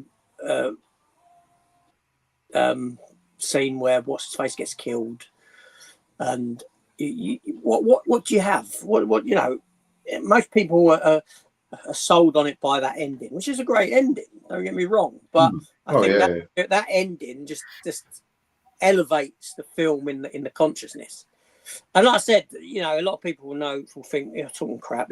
I know that, but that's just my opinion, and that's my thoughts on it. Have you watched the narration version? You know, the original. Over the years, I've seen. Yeah, I have. I can't even tell you what version it would probably be the final cut. Would have been the final cut. Yeah, I would have watched. Yeah, I have seen the narrated version. I can't say what I would prefer. I still think the film is sluggish. Yeah, there's a work on the DVD. No, is it? Yeah, it's on the DVD and the Blu-ray. There's a work print cut which I still never got round to watching. Yeah. I'd just like to see what that actually is. There anything different in it? Have you ever seen that, the work print? I can't say I have. No. Need to check that out at some point. But yeah, but by comparison, I bet Blade Runner 2049. I can watch that film and I'm not bored. I think it's a great film. I think it's a fantastic. For me, again, my opinion, I think it's far superior than the first Blade Runner. Yeah, I put both equally. I mean, for me, you know, I think one thing that I love about the first film is the soundtrack. You know, the Vangelis, the sound, the visuals, it just draws you in straight away. But yeah, I appreciate what you're saying. I can't knock the visuals of the film. I can't knock that stuff. My fundamental issue comes down to the film's pacing and sheer boredom. I can understand what you're saying there, but I don't. A lot of people don't like Star Trek: The Motion Picture, which again, it's say quite boring, slow. But I love that sort of film. Art's subjective. I love that film. It's all subjective, you know. There's films that there's. I get that there's films that people will say, well, how can you love that film but not love that film? Yeah. But because I take each film on its own merits. Yeah. I don't. There's no point in comparing films. A film either works for you or doesn't. I mean, look at me. Yeah. If you said to me, what do you want to watch now? Do you want to watch The Batman or do you want to watch Batman and Robin? I'll say to you, I'll go and watch Batman and Robin. Yeah. Because I think the Batman is boring, slow, and doesn't offer me anything. Batman and Robin is colourful, it's bright, and I have more fun with it. Yeah. Than what I do with the Batman, which is pretentious. Yeah. Oh, I see. Just talking to Robert Pattinson, I see that they're heavily advertising that Mickey 17, aren't they? Yeah. I know you're quite. I don't like the look of it myself. I mean, I don't particularly like the actor, so anything that he's in, I'd just switch off. But he seems to have a comical side to it. I don't know. What was your thoughts on it, Chris? Have you seen the trailers? Yeah. So I've seen the trailer. It's from the director of Parasite, so the Korean movie that won the Oscar. Was it 2020? Maybe. 21? Yeah, that was a very good film. That was a very good film, which is kind of part of the reason why I want to watch this. I mean, I, like you, wasn't the biggest fan of him until I watched. Now it's going to be the Christopher Nolan movie, Tenet. Tenet was the movie. Robert Pattinson, that I was like, actually, I feel like he can do something different besides the Twilight stuff. And I like the Batman. But yeah, the Mickey one looks funny. It looks something different, and I kind of enjoy that because I see so much at cinema. It's nice to see something so different. And yeah, going off Parasite, the bloke can write and direct quite well. So I'm expecting at least to enjoy it. So. And I think it's only like next week. I think it's out. I want to say the 7th or something. It might be. Like that, yeah. You see, again, Parasite. I got bored with that and just I didn't turn off because I think my wife and daughter were watching it. But I just sort of had enough of this. Yeah, it's a clever movie. I quite like movies where they end and you kind of think, well, did he or didn't he? I use Inception. You know, it kind of, you could have, I mean, my perspective from Parasite, if you not to give anything away, that his son dreams of him buying the house, that it never actually happens because of the divide. But who knows? Sorry, you were going to say, AJ, I spoke over you there. No, you didn't. I did. I thought you were going to say something. Sorry. No. I wasn't going to say anything. Stay silent, listening. That's cool. Rogers joined the chat a little while ago. Obviously, that was probably poor advertising on me, Roger. That's probably why you missed it, as I've taken over, and I plugged it, I think, like 2-3 weeks ago when I booked us in, and then haven't done anything since that. That's my bad. Yeah. I will plug next. I'll plug next week though, if you don't mind. On my channel next week is a Bond special. We've got a James Bond channel coming on. They're only going to come on for a short period of time, about 40-45 minutes, but called Really 007. So that'll be AJ and myself. Chris can't make that one, but yeah, if you like Bond, Roger, tune in next week on my channel about 10 o'clock. I'm on it. I'm like the third wheel or the spare wheel. Spare wheel. Yeah, but I think they're quite big Dalton fans, so I think you will actually, if we talk some Dalton stuff, you'll enjoy it, because I know you're not the biggest Bond fan, but you do like Dalton. He's my favourite. Dalton was my favourite Bond. Yeah. So I mean, even Dalton, you got to give it to Dalton. Dalton's still very passionate about Bond. He is. Thing he isn't. Daniel Craig couldn't give a toss. I saw an interview with him. He's moved away from it now, hasn't he? He's on. Yeah, I saw an interview with him where he didn't even know how many Bond films he'd done. Wow.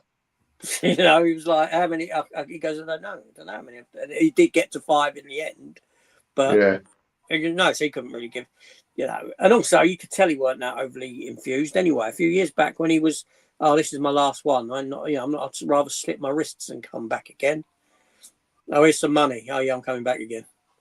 Yeah. You know what I mean? Sorry, we'll talk Bond. Plug my channel there. Yeah, we'll talk all Bond next week. Yeah. That's cool. Okay, I've got a few movies to go, and then we can have a discussion about what everybody's watching. So I've got another one. I've got another couple as well. Oh, do you want to go first, or do you want me to go? It's entirely up to you, AJ. This is your barbecue, mate. My barbecue. Okay, I'll go. I'll get mine out of the way, and then we can finish off with yours. How does that sound? Yeah, best till last. That's good, because I've picked obscure ones. I've not picked. That's what I've kind of done. I've got 5. So I'm just predictable. I say part of this live stream was kind of encourage people, and I say with movies stuff, I like to throw odd ones out there that people haven't seen or may not have heard of. I'll probably go to popular or the not well known. So the first one is this one, so it's not that old. 1,000 Words. Never heard of that one. So it was one of the later Eddie Murphy movies, and essentially the premise is that he gets linked with a tree, and every word he says, the tree loses a leaf. So he's in this kind of predicament where once he says 1,000 words, the tree loses all its leaves and he will die. And it's kind of the Scrooge kind of story, how he has to become a better person. And because of how he is, it's very much a physical comedy role. And I really like it because it's, even though I enjoy Eddie Murphy movies, it's nice to see him once where he can't talk. He has to do it more with his motions and stuff. And it's a little bit of a zany one, but I quite like it. Okay. No, I've never heard of that. Yeah, I've got some questions. Go. So the tree, so what happens if the tree loses 1,000 leaves and he dies? So essentially he kind of gets connected to the tree in his garden. He wakes up and then his wife's like, how are you doing? He's like, I'm all right. And then you see outside 3 leaves drop. And he only realizes until he goes outside to make a call and he starts saying stuff and he notices leaves going and he's like, oh crap, And then obviously the assumption would be once all the leaves go, the tree dies and he will die. So it's kind of like you have 1,000 words to become a better person because of who he is. Oh, okay. So what happens if there's like strong winds that blow some leaves out of the tree? As the tree is magical, I'm assuming it won't lose the leaves. It's only by him speaking. What if it's autumn? Autumn. It's a magical tree. What if it's an evergreen? It's not an evergreen. It's, I don't know if there is a picture. What if the tree got poisoned? Got Dutch elm disease. Eddie Murphy would become poisoned, but I still think it won't lose a leaf because it only loses it when he speaks 1 word per leaf. All right. So what if someone chopped the tree down? It would be immune to it. The same times would bounce off. It'd be like a magical tree. All right. Okay. Or Eddie Murphy would start losing like limbs or something. I don't know. No. I just have so many questions about this film. It's an unusual premise, isn't it? Yeah, I've heard of it, but yeah. Because it is, it's a little bit silly. I like it. It's a little bit different. So that's number one. Probably. When was that made, by the way? Very interesting. 2012. Okay, fairly by recent. DreamWorks. So next one, probably a little bit famous, The Age of Adeline. Obviously, Blake Lively. No, that's Blake Lively. Okay. Obviously, been in the news and stuff. Obviously, has Harrison Ford as we keep going. If you've ever seen the series Pushing Daisies, and I would probably do this as a recommendation. So, Pushing Daisies is kind of a fantasy type series that it has a narration, and this is exactly how this film is. This film is, you have Adeline, she's driving along, she goes into a frozen lake that then gets hit by lightning, and essentially what that does mean she's immortal. And it's the story of, I know it's a bit far-fetched, but then you kind of have her. A bit like the tree one. Yeah. It probably is a bit of it, but this one has like kind of a really nice narration to it, and essentially it is her like finding a love interest, going to settle down, and then obviously she doesn't age, so she's like, well, I can't stay with him, and it's what she does for the years, and then meets up with that person in an unexpected way later on. She hasn't got a great big sword that she goes hacking people's heads off with. No, she's not the one. No, it's kind of a flash moment, so to speak, that AJ would get, like, being in a frozen lake and being hit by lightning. Just give me 1 minute, yeah? Oh, is it? Oh, okay. I've got to knock at the door. He's going to come back with some questions. No. So, yeah. So, it kind of, you say this controversy. Was this the film where her co-star, they had a bit of a... So this is far early. So it ends with us. So this is way before that. Okay. This is like I want to say like 2015. Right. So 10 years old. But if you like kind of romantic comedies through the ages, then this is one. If you've not heard of it, I mean, I really liked the actress and the character she plays, but after this, she's good. I'm seeing a different side of her, but that's a story for another time. Right. So we'll go into some more ones. So first I'll bring up this one. So I'll try and cover out the name. So this is called Freeze Frame. Oh, yeah. Not heard of that either. You not heard of that? No. Do you recognise the actor on the front? Let me have a look. Go closer. Closer. No, should I? It's a very famous comedian. No. Lee Evans. Lee Evans. I was going to say. Wow. What, in a serious role? Yeah, so this again, you'll see I like really weird films. So he was basically stitched up for a murder. So after he's found innocent, what he does is he lives in like a bunker. He shaves his head, he shaves his eyebrows, he videos everything he does.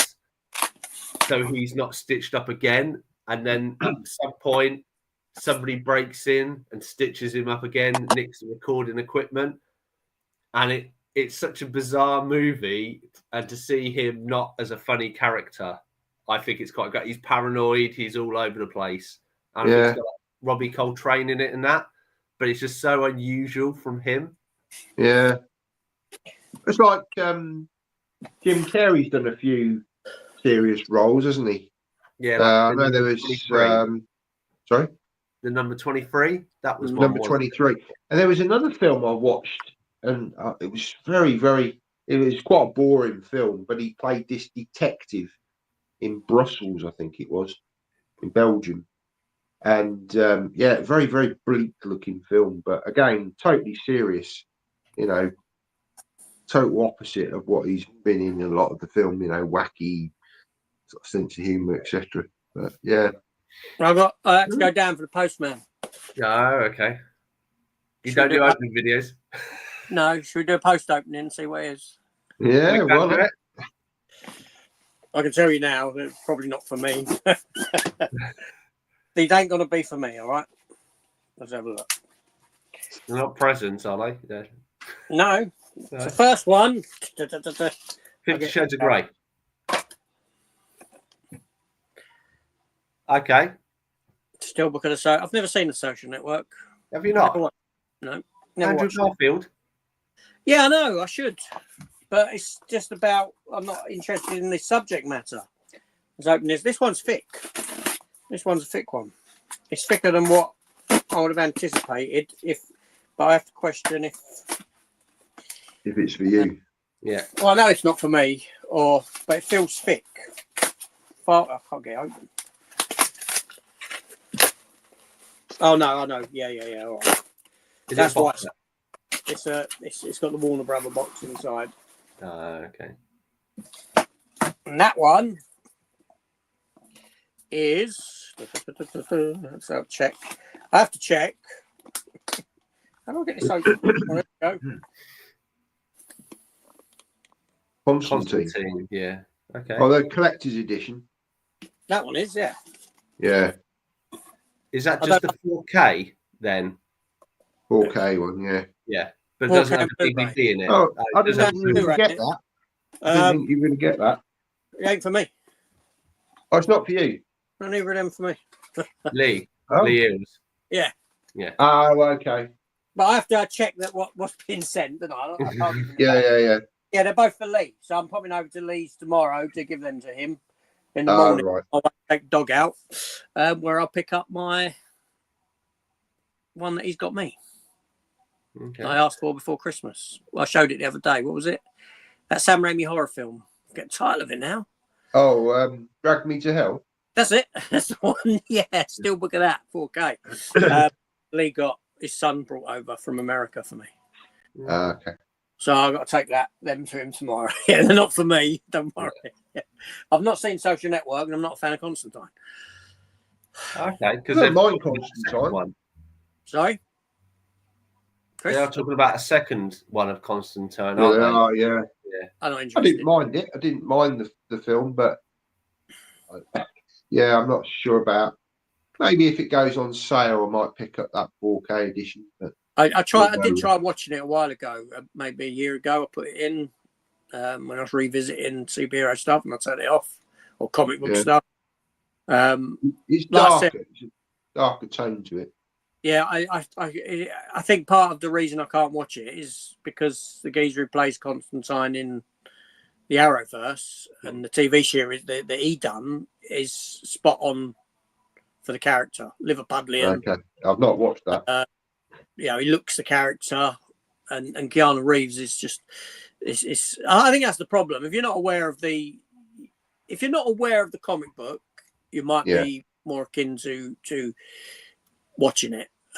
Me, I'm aware of the comic book. I know of, and I think Keanu Reeves is so miscast as that character. I actually can't get into it.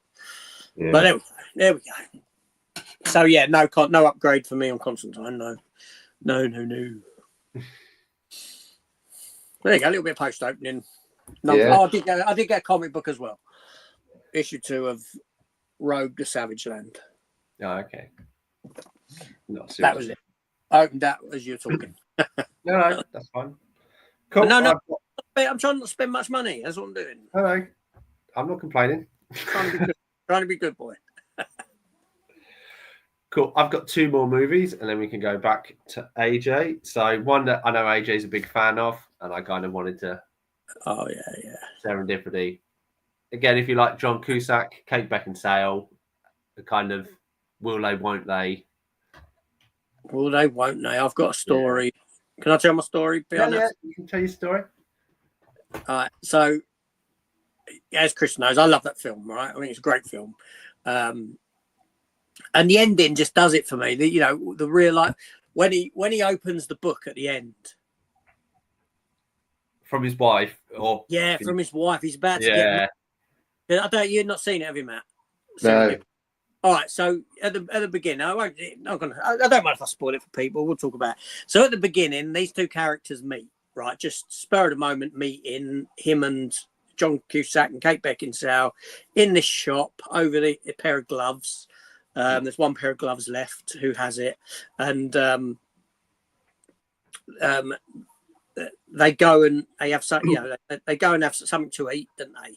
They meet or in a cafe or something like that, and they sort of say their goodbyes, and she's left the gloves behind, and he chases. It's something like he chases after her. They meet up again there and then, and because of the gloves, and he says that this is maybe we're meant to be, or maybe it's meant, this was meant to happen, and she goes, okay, well, I'll tell you what. She writes. Is it he writes on a note? He writes something. She writes her phone number in the book. That's right. Puts it in and then gives it to a shop owner, a second-hand book owner. Yeah, that's right. And he and she writes. No, he writes on a note. He writes on a like a dollar bill or something. His number, and she takes it, but then she goes to a shop and she buys some like chewing gum or something, and says that if that book ever works its way back to you, or that note ever works its way back to me, then it was meant to be. Fate. Yeah, it's fate. Yeah. It's serendipitous, and they go. Their lives go on. They split. Their lives go on, and he ends up with this other woman who they're about to get married and all this sort of a thing, but he keeps looking for this book. He'll go into shops, and his wife to be knows that he goes in looking for it. Every time he's in this an old bookshop, he'll look for this particular book. And at the end of it, in this moment, it just sends these shivers down your spine. There's a lot more to the film than that. And it's just such a strong moment that before they get married, she gives him a gift. She says, I've bought you this gift. And he opens it, and it's the book. Oh, God. And it just freezes. He freezes because you don't know whether it's the book, the copy, that particular copy. And he opens it up, and it's got... And he spent the rest of the film looking for her, before he got married, to see whether he's doing the right thing about getting married to this bird or whether he should have. And he gives up on the other bird. He gives up on Kate Beckinsale. But in that moment, he just opens the book. And, and it's just this... I don't know whether it's like a heart sink moment or you know what I mean? It's one of those moments you don't know what to feel because he's about to get married to this woman, and it's the book that she gifts him. And he opens it, and the signature's in there, and the number. Oh, no! And it's just like this, it's such a powerful moment. It really is one of those. And I love the film. And I'd gone to see the film. Me and my ex-wife, we were kind of on a break, shall we say, at the time, where our relationship was a bit on rocky terms. And I'd gone out with the. I was working in Sainsbury's as a department manager, and I'd gone out with the she was older than me. She was personnel manageress, lovely bobbed red hair she had, and we'd gone up into London to see this film, and it was dark, it was cold. We were in there and we had cherries and we were eating cherries, trying to see if we could eat and keep the stem attached to the pip and all this sort of a thing. And at the end of the night, I was getting on with her. I mean, talk about a public display of affection. It was in the underground tube station, quite late at night, other people about, and let's just say that it was my hands were all over her, shall we say, under a jacket. Oh, blimey. I mean, it was quite PG-12.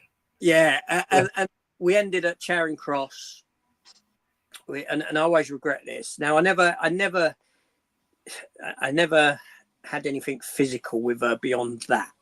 Do you know what I mean? I never, it never went any further than that, because I had this element of guilt, because I was still married, but our relationship was on this break. And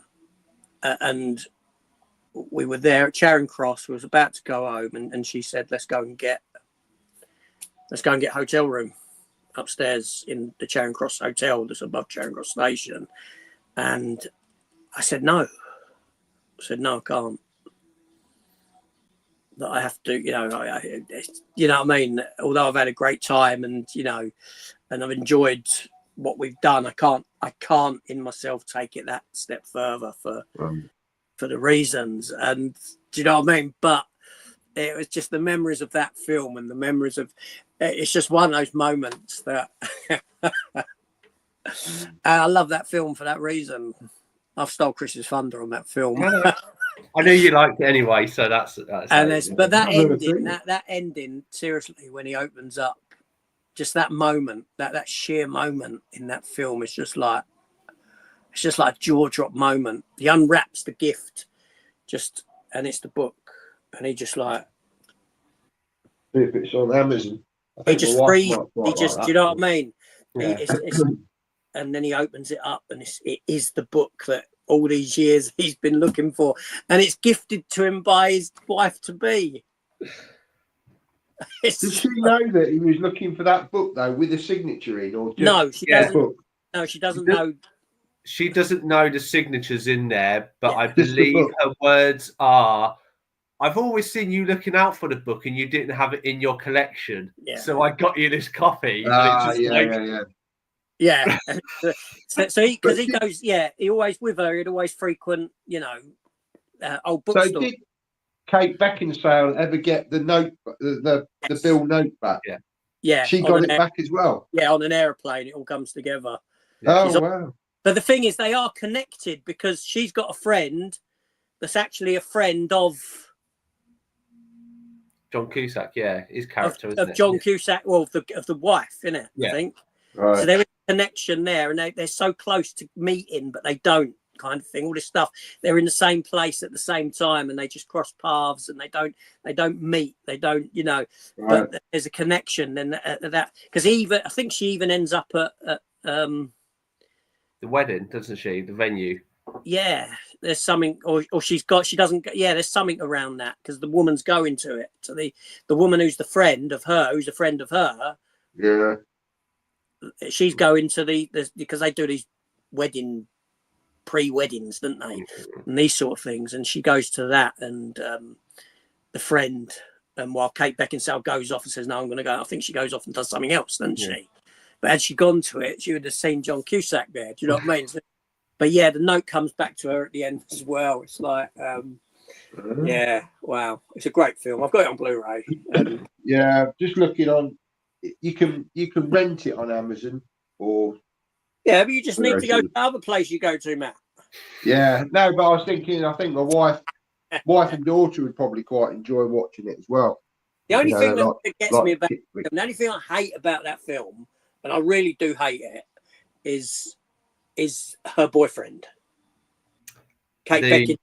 The music guy from music that he does, and that. It's the actor who was in My Big Fat Greek Wedding, isn't it? It's that guy. I can't remember his name. I just don't like that character. No. Everything else around the film just works for me. Kate Beckinsale looks. Yeah, I like John Cusack anyway. I think he's great. Kate Beckinsale is, she's at her best in that film. Yeah. Oh, yeah. She's very attractive. She's so good. But yeah, it's not just the film; it's the whole. When I went to see the film, and yeah, nice, Paul. Nice one, Chris.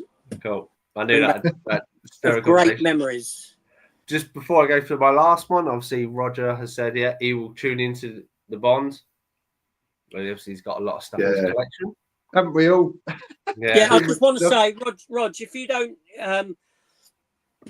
with Facebook, if I'm not, you don't see me messaging or anything on your channels on Facebook, it's because even though AJ's Movie Place is still there on Facebook, I'm not.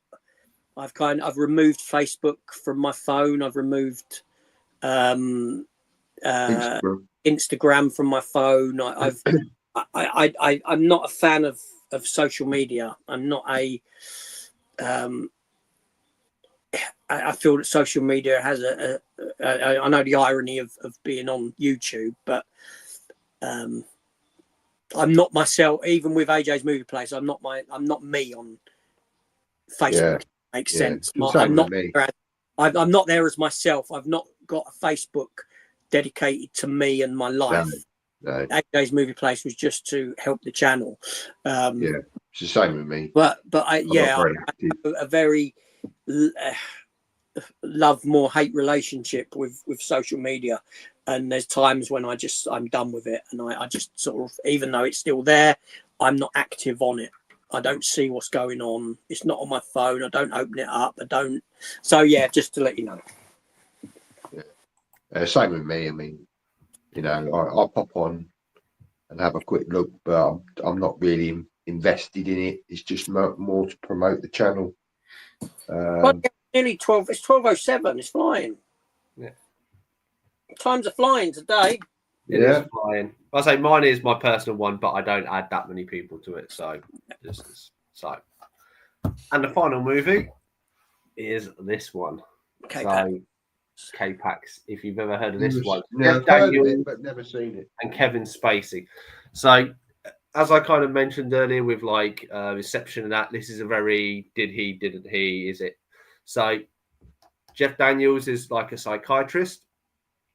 He has his patient, and he says, "My name's Pro. I'm an alien, and we travel by light." And essentially, it's 2 hours of Jeff Daniels trying to determine if he's lying or if it's true. And you get to see this Kevin Spacey's past, and he's been through some traumatic stuff and that. And then it kind of ends on is he an alien or isn't he? And it leaves it open to the audience. And I really like this movie. I mean, I know a lot of people don't like Kevin Spacey, but I picked this up quite early after watching Usual Suspects. And obviously, The Usual Suspects was my first introduction to Kevin Spacey. I mean, I thought he was actually handicapped until the Kaiser Soze reveal at the end. But yeah, this is a great, if you kind of like, what's going to happen, and psychological thriller-esque-ish plus aliens, then that one. I always struggle with films that leave it for you to decide, though. Sometimes I don't know whether. I mean, I sort of come to the end of a film and I'm like, well, what actually has happened here? If it's one of them sort of films, that they irritate me. Those kind of films where I'm like, well, what is it? I mean, I think it tends to lean. This one leans more to one direction. There's just an instant that happens at the end that kind of you feel like, well, they may have been taking you down the wrong path, and in the end, you're like that. And I mean, if you've ever seen, I don't want to give it away, so I won't say anything. But yeah, it's just I think they there was an episode of Castle. If you've ever seen that series, where there's something similar, and that kind of goes along the same things as well. So yeah, there's something to be said. I quite like ambiguous endings, right? And there's certain films that I can say, all right, you shouldn't have done that. I mean, as in you've gone too far. You should have left it as in an ambiguous way. You shouldn't have answered that question there and then. I mean, some films that go, you know, a little bit too far with the ambiguity, or are scared to give you that ambiguity with certain things. And this isn't that sort of an element. This is a different element I'm talking about. It's like, okay, Star Trek Nemesis, right? The fact that, you know, we killed Data, but then 5 minutes later we show you, well, actually, Data's not dead. You know, he's alive in the other B9 or B4. Yeah, B4. Right. That kind of thing could have done with a bit more ambiguity rather than give it away. Not Man of Steel. Batman versus Superman is another one. Yeah. Right. Christ Almighty, you kill Superman, but then you showed a little dirt rising at the end off the. I know it's only for a split second, and it's like, but it tells you he's coming back. He's not dead. I mean, there's so many films that do that. I've got no issue with an ambiguous ending. There's a lot of films that warrant that work from it. You know what I mean? But there's elements like that. Why have you done Star Trek 3, Search for Spock?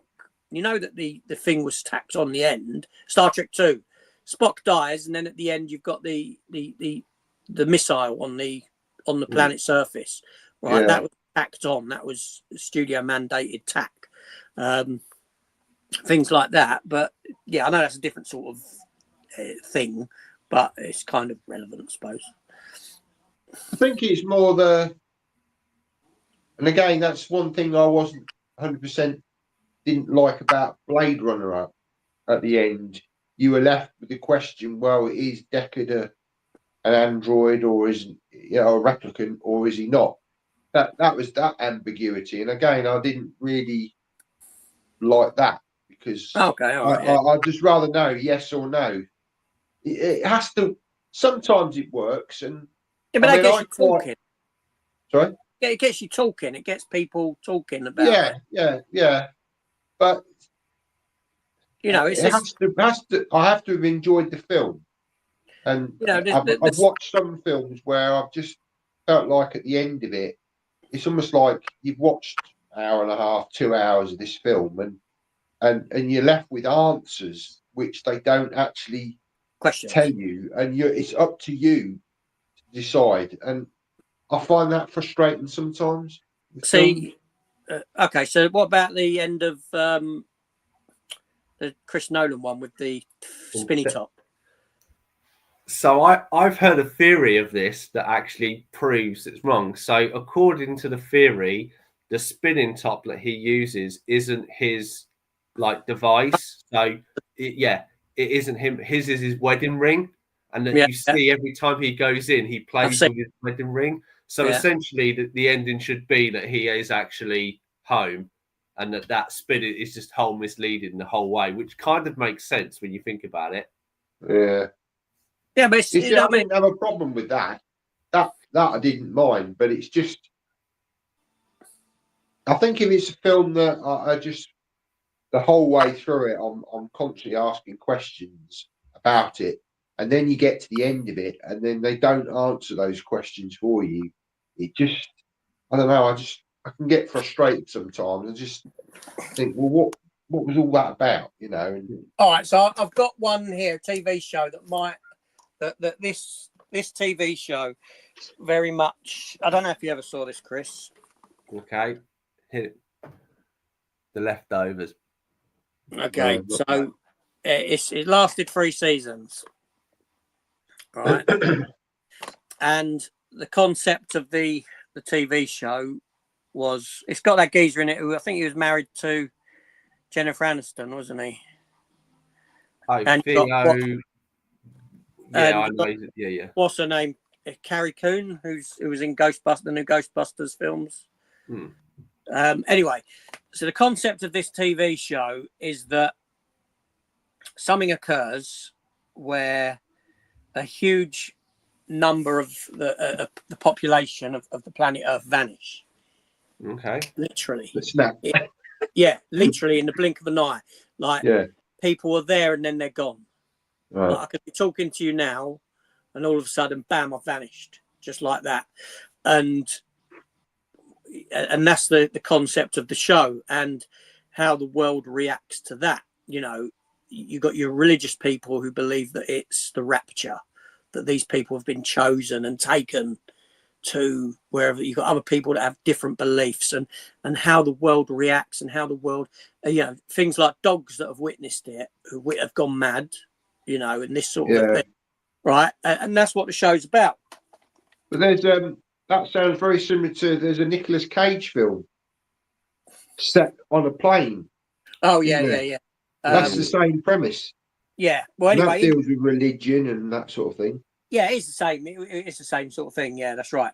But in this, and this is a lot of people, you know, they want an answer. What's happened? What's happened to these people? And you don't get that answer. Oh. Right? Because that's not what the show's about. Right. Right? Because in reality, there's you know, if that happened now on Earth, that you know, 3% of the population just vanished for no reason, you would never know why. No. You would never find out the reason as to why this has happened.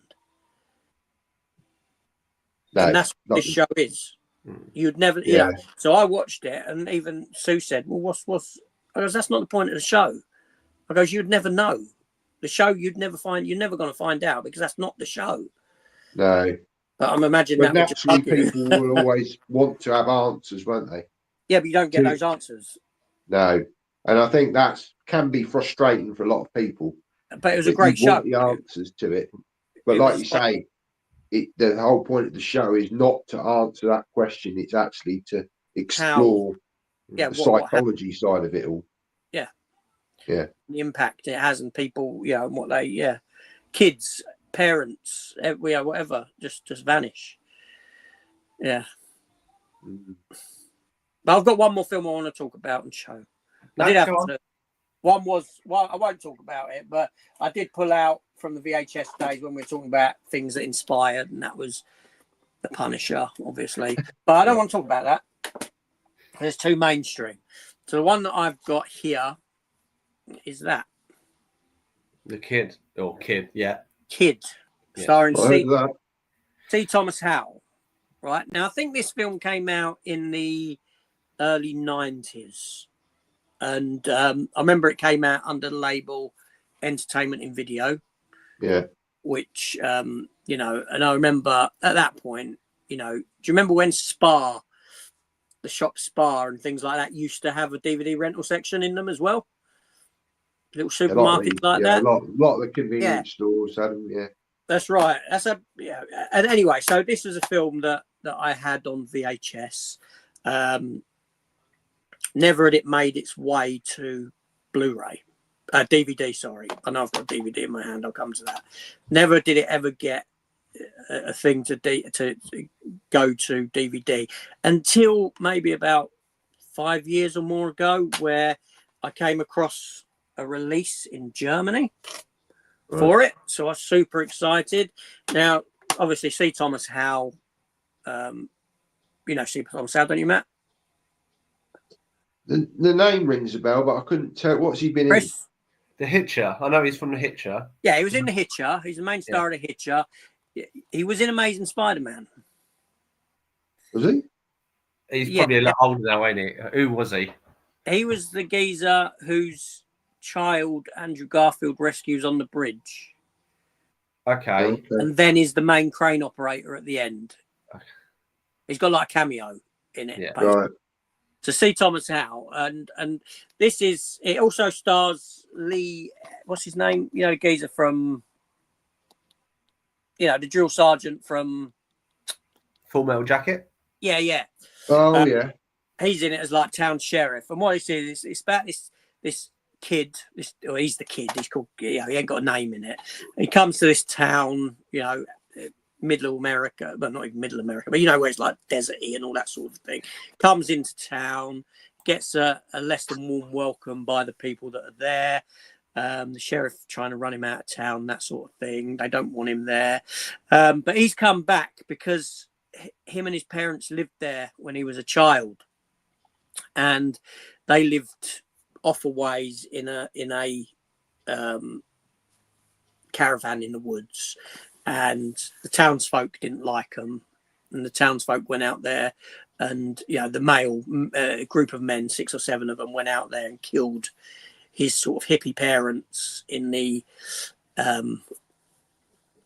out there, and he survived it and managed to escape and was looked after by someone, and he comes back to town all these years later to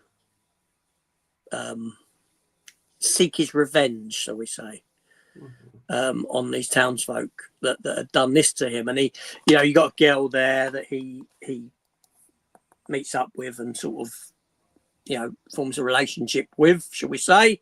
I think Brian Austin, is it Brian Austin Green? Do you know the actor Brian Austin Green? Wasn't he the one married to was it the girl from Transformers, or am I thinking of something else? I think so. He was from like 90210 or something like that. So he's very young. He's in it. He's very young in it. He's like the younger. I don't even know if he's the younger brother to the girl. But anyway, so it's just a very straightforward film, very simplistic sort of film. Not big budgeted or anything like that. But as a youngster, I was in my early teens. I love this film. I love this film. You know what I mean? It just worked for me. Everything in it worked for me. There's a couple of editing choices that weren't great, things like that in it.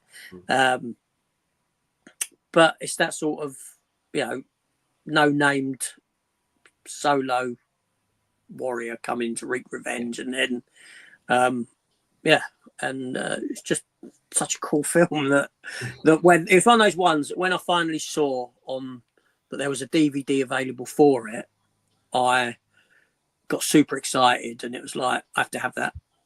I don't care. I have to have it. I have to get it. I have to import it. Quality film for me. Just one of those films that just little films. Not many people would have seen that. Just what I mean. I just love. Oh yeah. There's another film I'd like to mention. I've got a copy of it, which again, maybe not a lot of people are aware of. Local Hero. Do you remember that? No. From the 1983. It was a black comedy, and it starred Burt Lancaster and Peter Capaldi. It's a great film. It's about it's an American guy, and he comes to his sort of life's in not New York. I think it's LA or something. And he lives this fast-paced life, sort of like an executive in the 80s, fast car, and all this sort of thing. And he comes to Scotland, to this remote fishing town where this company that's owned by Burt Lancaster, they want to build this refinery and turn it all into obviously oil reserves and all the rest of it. And this American guy comes to this little town, and it's him just falling in love with the locals. It's a very sort of, it's a black comedy. But it is very funny in a lot of ways. And by the end of it, he's kind of like wants to ditch his life in America and just live in Scotland. And it's a wonderful film. It got BAFTAs. Director was Bill Forsyth. That film I've always loved. Just the simplicity of it and the realization that there's more to life than just work. It must like him realizing that actually life is about people, and it's just a wonderful mix of comedy and real life issues. It's really, really good film. I'd highly recommend that if you've not seen it. Local Hero. Really, really good. Did you say you've got it? Yeah, got it on Blu-ray. Cool. They did a remaster of it not that long ago, 3 or 4 years ago. It looks very good on Blu-ray. There's a wonderful scene where this American guy is in a phone box and he's trying to call the company in America, which is like the oil company, and he suddenly sees. I mean, he's drunk. He's had a night sort of in the local pub with all the people and that, and he suddenly because it's northern Scotland, he sees the aurora borealis in the sky, and he's on the telephone, and he's like, "Oh, the colours amazing! I'm seeing green, I'm seeing red." He's never ever seen this before in his life, and it's just some wonderful scenes in the film that it's just. I think that's why, in some ways, I've never really been a career person. I go to work to earn money, and to me, there's more to life than just working. And I think that film almost defined that for me, because it very much shows this, sort of guy who's really sort of into work and nothing else matters, and it's all about earning money and having flash cars. And then he comes to this little quaint town in Scotland, and it totally reverses his whole ethos on life, and it's all about people and just enjoying life and just being happy. Great film. I have to look out for it. Yeah, but that was the old cover for Kid when it was VHS, which I did have. C. Thomas Howe, he took you for the ride of your life in the Hitcher. Now he's back, Kid. There's local hero. Yeah. Burt Lancaster. Very, very good. Cool. Well, I was going to say we're just under 2 hours, so I think should we call it there, and I'll do a little. Yeah, why not? As we're short time, I say up to you, mate. Thank you everybody for coming along and watching the live stream. If it's live or that, I will put it up. Obviously, if you come to my channel, and you probably know Matt's and you probably know AJ's, but I'll put them in the synopsis down the bottom, so you can link on them. Please do go visit their sites. Go visit their YouTube channels. Obviously, next week they have Matt has the James Bond, and then in 2 weeks there won't be any live stream because we'll be meeting up in person. So yes, that's right. Yeah. Hey guys, one for you, Chris. Look, the comic that's coming. Godzilla and the Hulk. The Hulk. Godzilla versus Hulk. This came up yesterday, Chris. AJ knows the answer to this. Okay. What's the link between? Initially the question was, what's the link between Terminator and James Bond? But I'll narrow it down a bit for you and say, because I had an answer. I had an answer that was correct. Have an answer, yeah.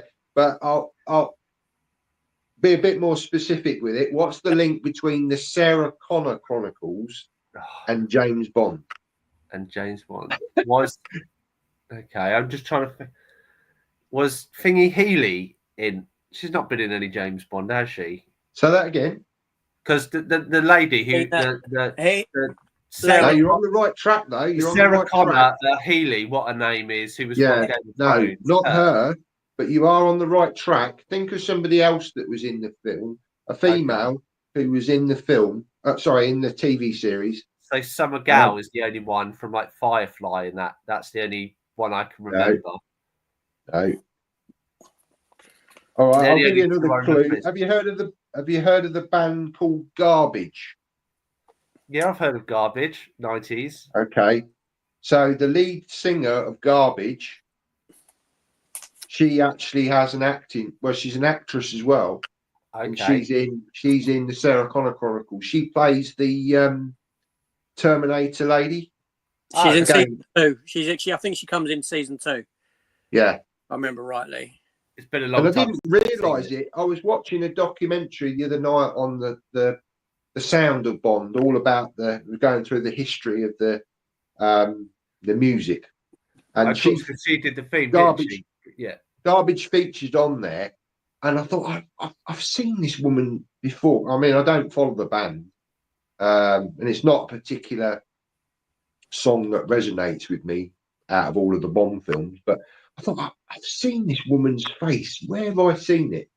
And then it clicked that she was in the Sarah Connor Chronicles. So speaking of that, because I mentioned Brian Austin Green being in that film Kid, he was actually in Sarah Connor Chronicles, wasn't he, in the second season? Yeah. That's He was right. also Metallo That's strange, in isn't it? Smallville, wasn't he? As well, I believe. Yes, that's correct. Really What dodgy was it? looking. You did something, didn't you? Was it So Many Degrees of Separation? Yeah, the 6 degrees of separation. Because he married You Megan did a Fox. series on that, didn't you? You did a few videos doing that. I was, when I was doing my rewatching old films, I was connecting films via. Yeah. Next watch would be a connection via someone in the film. That's a good idea, that. A kind of degree of separation, yeah. Yeah. It's amazing. Sorry. No, sorry, go on. No, it's just amazing how many things are interlinked in some way or another. There's always like you say, a degree of separation. I will say, just quickly, that Matt's original question was what links the Terminator and James Bond? And I said, you did answer it. I answered it, and I said Dark Horse Comics. Okay. And Matt said, no, that's not the answer. I said, no, that's the correct answer. That links because both Dark Horse Comic has produced both Terminator comics and James Bond comics. Yeah. So I am right. But we haven't had a Terminator James Bond crossover yet. No, the Terminator's not with Dark Horse in it. With Dark Horse anymore, anyway. But is it not? Okay. Yeah. So that was I was correct, just not the answer he was looking for. Yeah. Well, I then changed it to the Sarah Connor Chronicles. But I'd never heard of Garbage. I don't know Garbage as a band. So yeah, I can't think of the lady's name now. Dark hair, long. Yeah. Yeah. Was it T or something? An S, Tina? I don't know. It's a. Hang on, lead singer. Shirley Manson. That's it. Yeah, she's quite distinctive looking. And like I say, I was watching this documentary and she was on there. I mean, she's obviously a bit older now. And I thought, I recognise your face from somewhere. And not that I follow Garbage, but I thought, where have I seen you? And then it clicked. Sarah Connor. There's enough YouTube channels you follow. Yeah. Hey? You said not that I follow Garbage. I said there's enough YouTube. Oh dear. Well, there we go. Cool. On that bombshell, then we will end the live stream. Say thank you all for watching live or in obviously afterwards. We do appreciate it. And obviously, if you want to visit any of our channels, we again also appreciate that. Say look for future videos from all of us. Otherwise, thank you all for attending and thank my guests. And see you soon. See you later. Take care. See you later. Bye.